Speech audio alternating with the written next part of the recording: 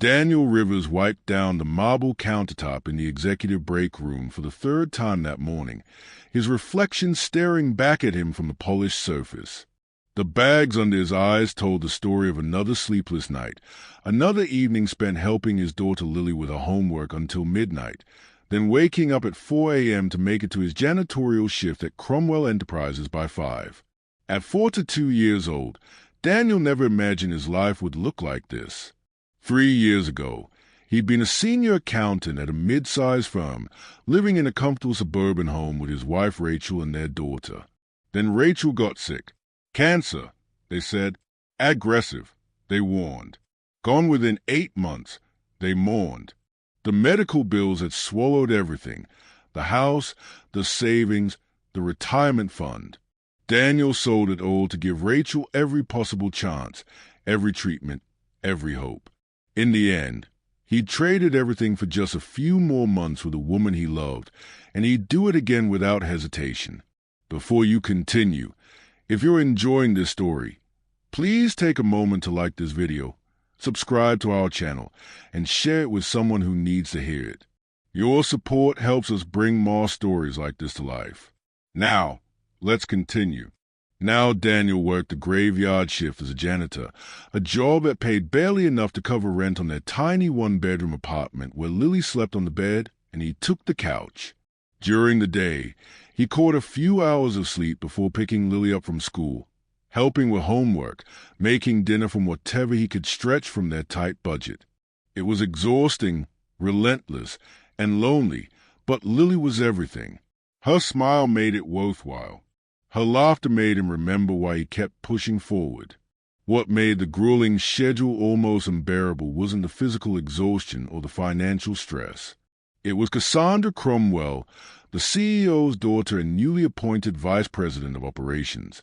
At 35, Cassandra had inherited her position through birthright rather than merit, and she wielded her authority like a weapon against anyone she deemed beneath her. To Cassandra, the cleaning staff weren't people with lives, struggles, or dignity. They were invisible until they made a mistake, then suddenly very visible for her theatrical displays of superiority. Daniel had experienced her wrath more times than he could count. Last month, she berated him for 15 minutes because there was a single water spot on the bathroom mirror in her private office. 2 weeks ago, she'd threatened to have him fired because the vacuum cleaner's cord had briefly touched her designer handbag in the hallway. Just yesterday, she dumped an entire cup of coffee on the floor he'd just mopped, then stood there with her arms crossed, tapping her expensive heel as she watched him clean it again. "Some people are just born to serve, I suppose," she'd said to her assistant, loud enough for Daniel to hear. "Can you imagine having such little ambition, that you're satisfied pushing a mop around at your age?" Daniel had said nothing, just cleaned the coffee and moved on.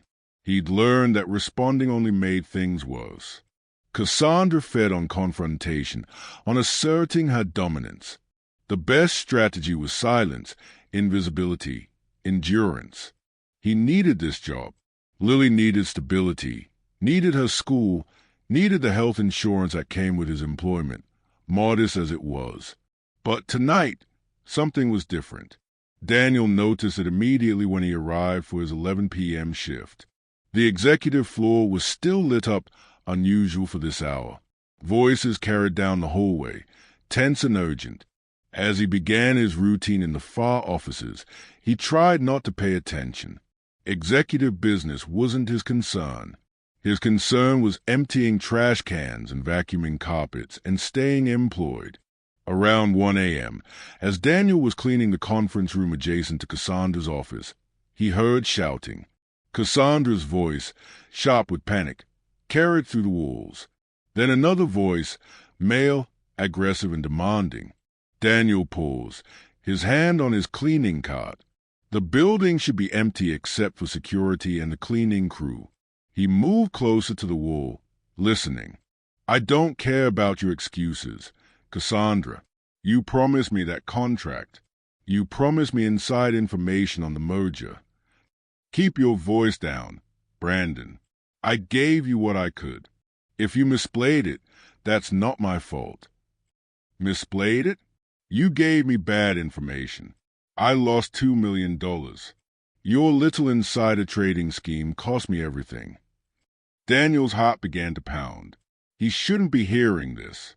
He should walk away, go clean another floor, pretend he'd never been here. But his feet stayed planted. That's impossible. The information was solid. The merger is happening. The timeline was wrong. You said it would be announced in Q1. I positioned everything based on that timing. Now my investors are demanding answers, and I'm not going down alone. Are you threatening me? Cassandra's voice had turned icy. I'm promising you. Either you fix this, or I go to the SEC with everything. The emails, the documents, all of it. Daddy's little girl won't look so perfect when she's facing federal charges. There was a long silence. Daniel held his breath. Get out of my office, Cassandra finally said. I need to think. You have 48 hours. Get me my money back, or I burn everything down, including you. Daniel heard footsteps approaching the door and panicked. He quickly pushed his cart away, moving as quietly as possible toward the hallway. He'd just rounded the corner when he heard the office door slam. Heavy footsteps went the opposite direction, toward the elevators. Daniel leaned against his cot, his mind racing. He'd just overheard a conversation about insider trading, about federal crimes, about a threat of exposure that could topple one of the city's most prominent business families. He should forget it. He should pretend he'd heard nothing. Getting involved in executive scandals was a fast track to unemployment, or worse. Daniel had Lily to think about. He couldn't afford to take risks, couldn't afford to make waves. He was a janitor. Nobody would believe him anyway, and Cassandra Cromwell had the power to destroy him without breaking a sweat. Daniel continued his shift, working mechanically through his task list, but his mind kept returning to what he'd heard. The fear in Cassandra's voice, the anger in the man's threats, the casual discussion of illegal activities that could land both of them in prison. By the time his shift ended at 7 a.m., Daniel had convinced himself to stay silent. It wasn't his business. He was a single father with a 9-year-old daughter depending on him. Heroes were for people who could afford the consequences. The next evening, Daniel arrived for his shift to find the executive floor in chaos. Security guards stood at attention. Several people in suits Daniel didn't recognize moved through the offices with briefcases and serious expressions. His supervisor, an older woman named Patricia, pulled him aside. "Don't go to the executive wing tonight," she whispered. "There's some kind of investigation happening. Just focus on the lower floors." "Investigation? What happened?" Patricia shrugged. "Above my pay grade. Just keep your head down." But curiosity got the better of Daniel. During his break, he lingered near the security desk, where guards often spoke freely, forgetting the cleaning staff could hear. "Can you believe it?" one guard said to another. "Cassandra Cromwell, involved in insider trading. The SEC showed up with warrants this morning." "I heard it was a whistleblower. Someone came forward with evidence." "Couldn't have happened to a nicer person." The first guard laughed bitterly. "She treated everyone like dirt. Karma's beautiful sometimes." Daniel felt his stomach drop. The investigation had already started. That man, Brandon, had made good on his threat. But something didn't add up.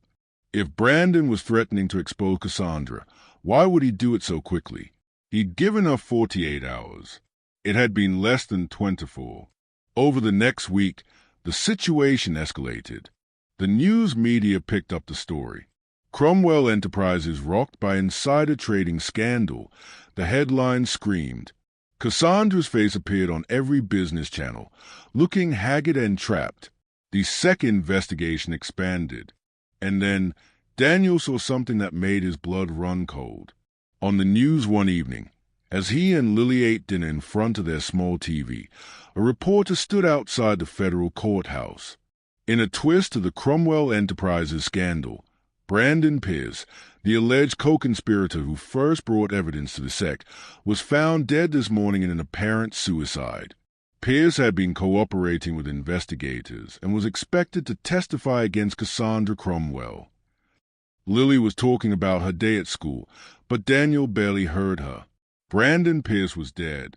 The man who'd threatened Cassandra, who'd been demanding $2 million, who'd promised to bring evidence to the sec, was dead. The news called it suicide, but the timing was impossibly convenient. Daniel couldn't shake the feeling that something was very wrong. That night, he lay on his couch staring at the ceiling, wrestling with his conscience. He had information that might be relevant to a federal investigation. He'd heard the conversation between Cassandra and Brandon.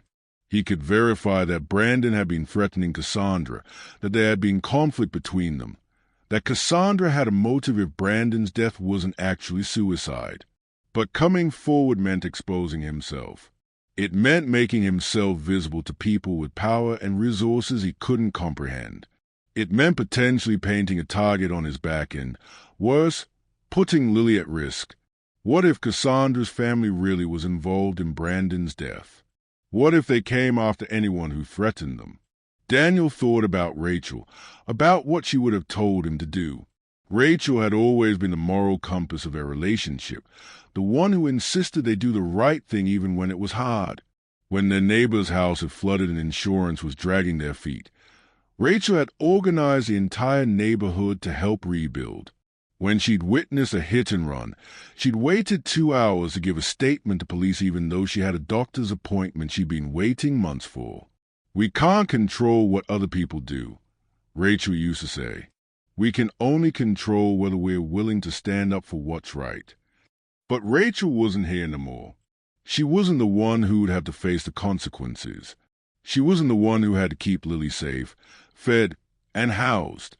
3 days after Brandon Pierce's death was reported, Daniel was cleaning the executive floor when he saw Cassandra for the first time since the investigation started. She looked terrible. Her usually immaculate appearance was disheveled, her designer suit wrinkled, her hair pulled back in a messy ponytail instead of her typical perfect styling. She was in her office late, after everyone else had gone home, surrounded by boxes and papers. As Daniel emptied the trash can near her door, he heard her on the phone. "Daddy, I don't know what else to do. They have documents, they have emails." Brandon gave them everything before. Her voice broke. I know I was stupid.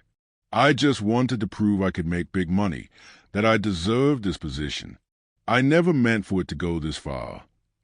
There was a long pause. "What do you mean? Take care of it."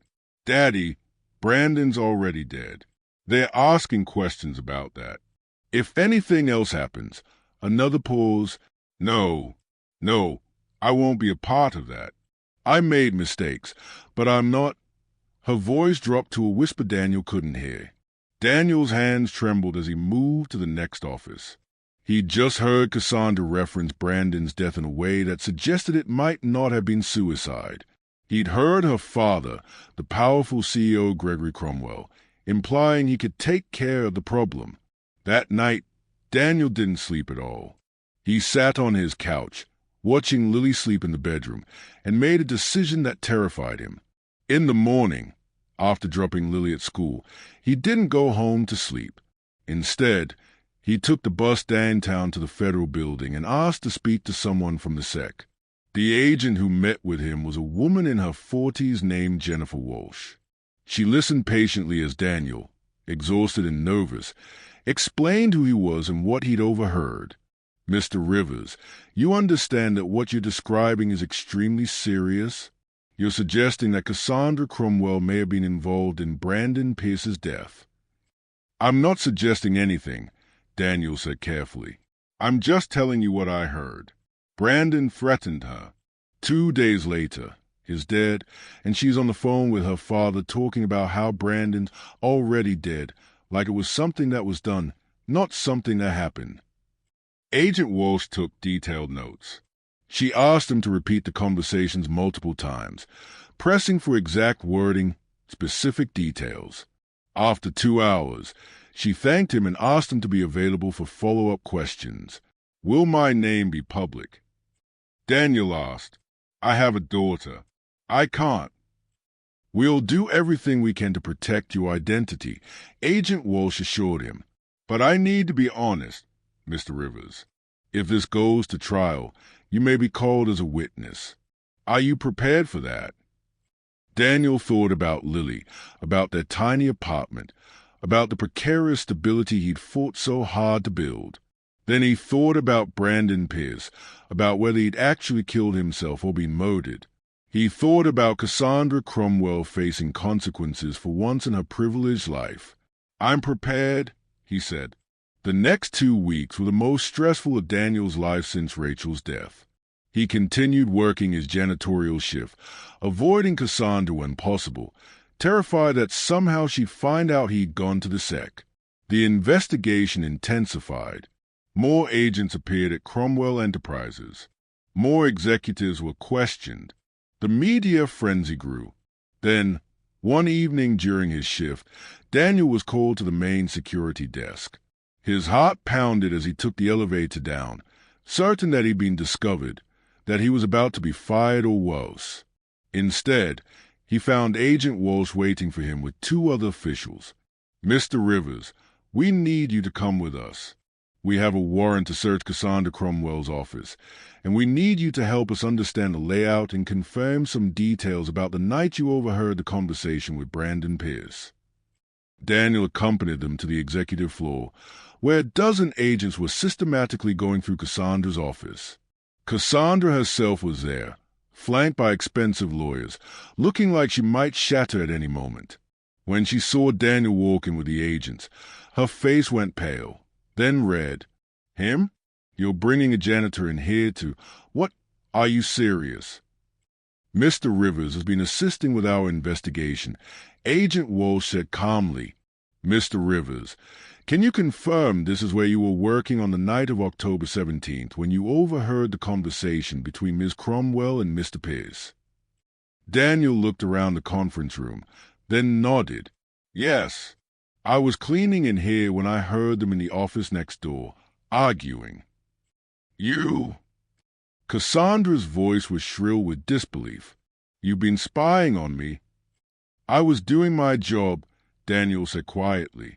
"I didn't mean to overhear anything." "Do you have any idea what you've done? Do you have any idea who you're messing with?"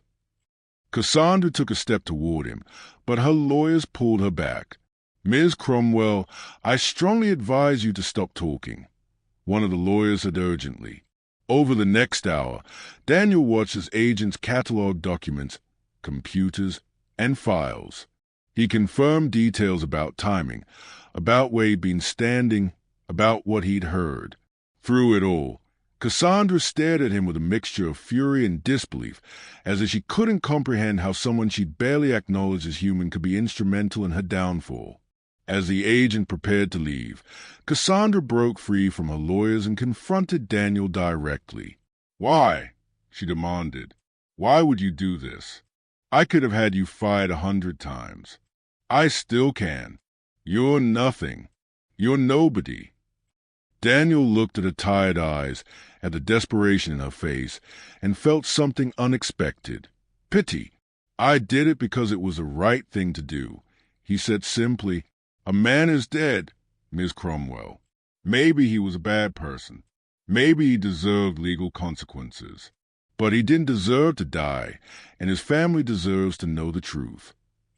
I didn't kill him. I had nothing to do with that." "Then you have nothing to worry about," Agent Walsh interjected. "The truth will come out either way." The investigation concluded 3 months later. The evidence was overwhelming. Cassandra Cromwell was charged with multiple counts of insider trading and securities fraud. Her father, Gregory Cromwell, was charged as an accessory and with obstruction of justice. And in the most shocking development, evidence emerged that Gregory had indeed arranged Brandon Pierce's death, hiring someone to make it look like suicide. Cassandra hadn't been directly involved in the murder, but prosecutors argued she'd been aware of her father's intentions and had failed to stop it or report it.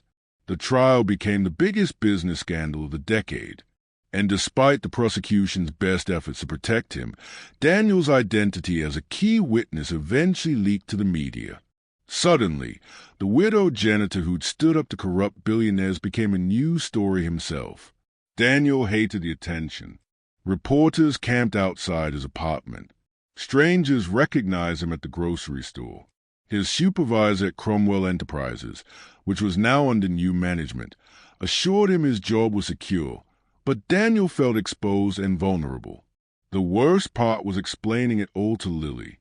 At 9 years old, she didn't fully understand why people were calling her daddy a hero, or why her friends' parents didn't want her coming over for playdates anymore because they were worried about media attention.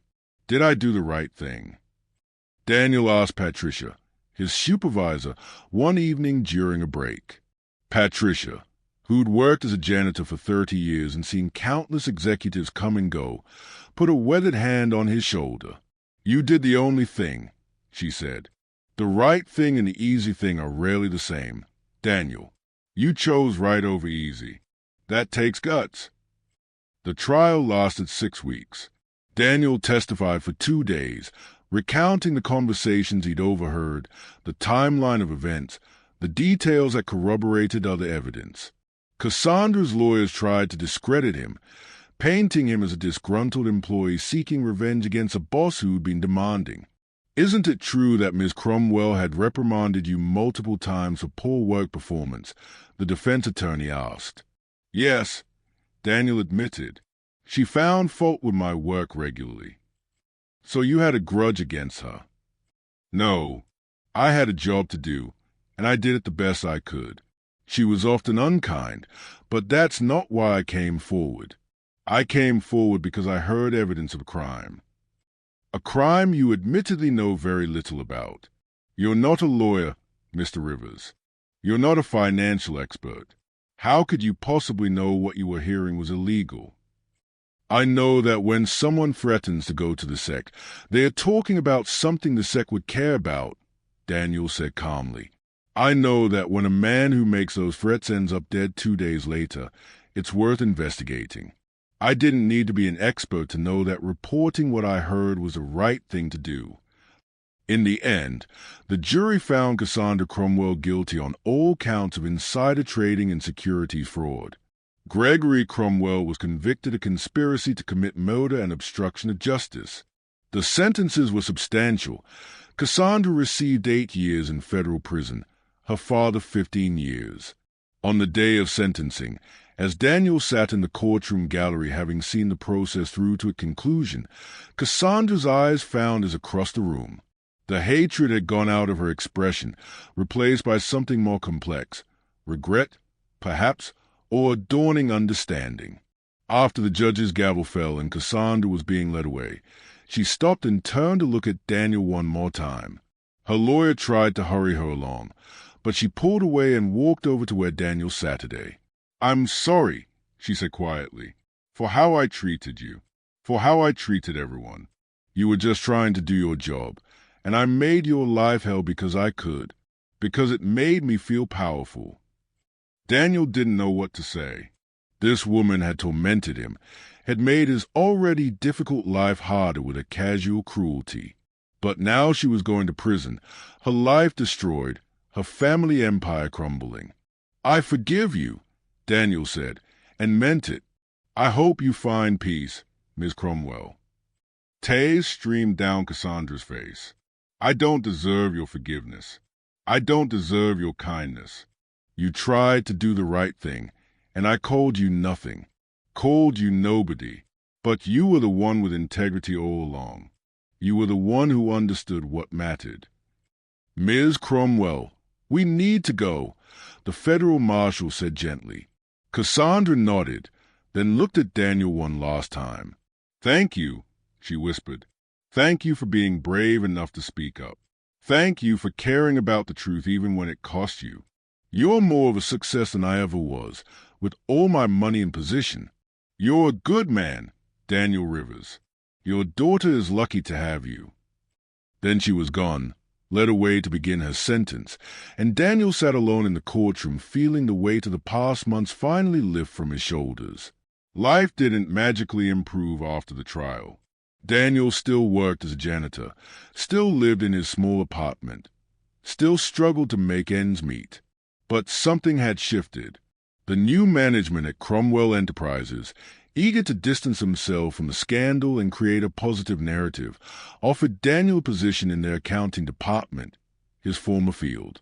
The pay was modest, but it was a day job with better hours and benefits. More importantly, Daniel had found his voice again. For 3 years after Rachel's death, he'd felt invisible, diminished, like he'd been reduced to just his circumstances. Cassandra's cruelty had reinforced that feeling, making him question his worth. But standing up, speaking truth, following his conscience despite his fear, that had reminded Daniel of who he was beneath the exhaustion and grief. He was someone who did the right thing even when it was hard. He was someone Rachel would have been proud of. He was someone Lily could look up to. 6 months after the trial, Daniel received an unexpected letter. It was from Cassandra, written from federal prison. In it, she apologized again, more fully and specifically than she had in the courtroom. She detailed the moment she remembered treating him poorly, acknowledged her own insecurity and cruelty, and thanked him for holding her accountable. I spent my whole life thinking power meant controlling others, making them feel small so I could feel big, she wrote. Prison has given me time to understand how empty that was. You had more real power in your quiet dignity than I ever had with my title and money.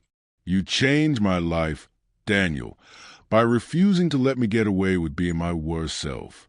I'm using my time here to become better, to maybe someday be worthy of the forgiveness you showed me.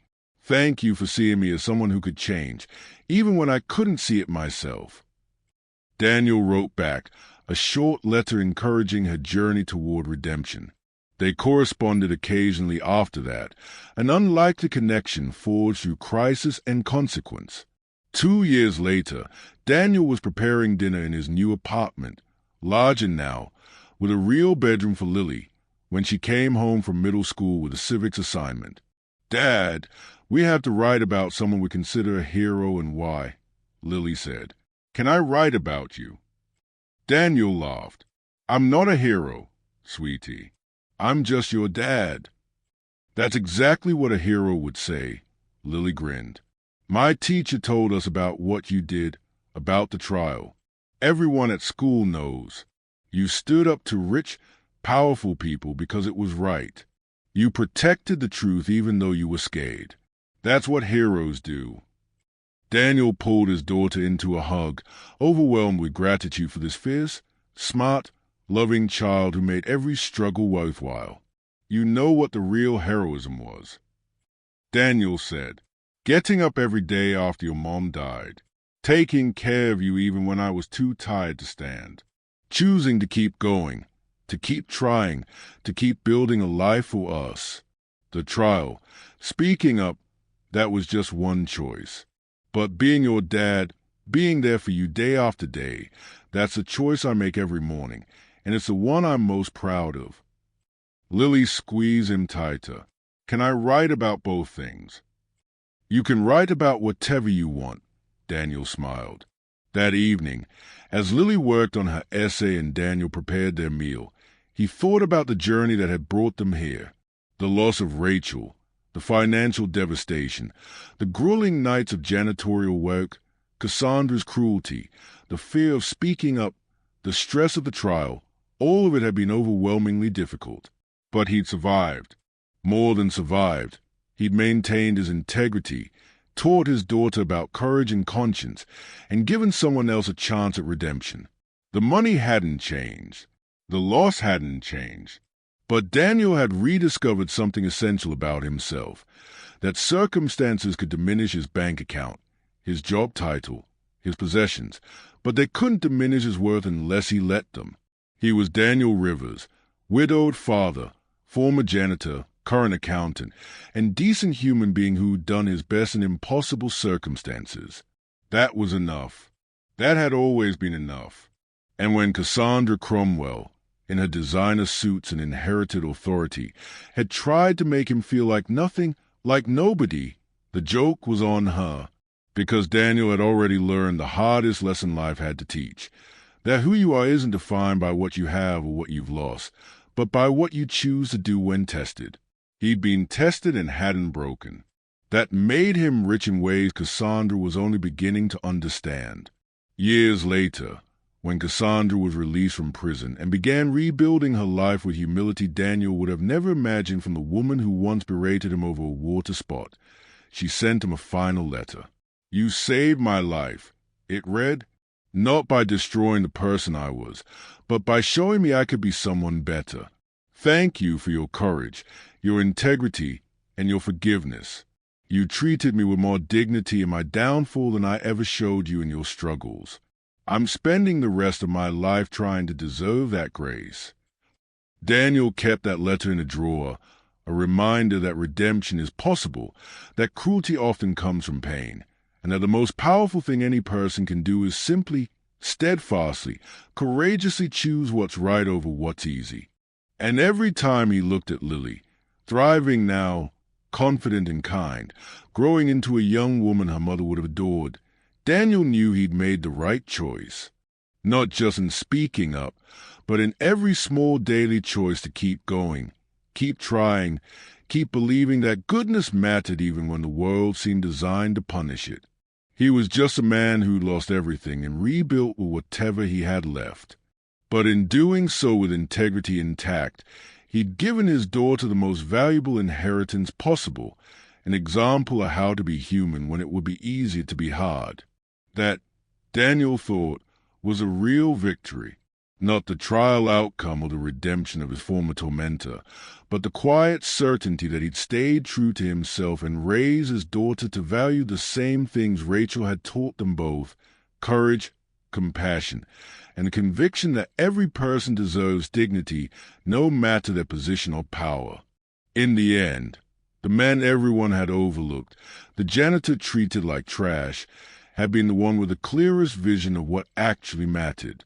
And that was something no amount of money or status could ever buy.